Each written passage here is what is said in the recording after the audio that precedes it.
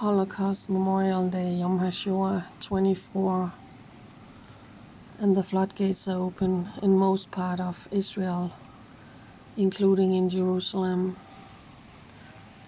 and the heavens are weeping on Yom Hashoah after we have had many days of beautiful sunny weather, even going up to 32 Celsius in 3 days. But today, on Holocaust Memorial Day, pouring rain also in Jerusalem.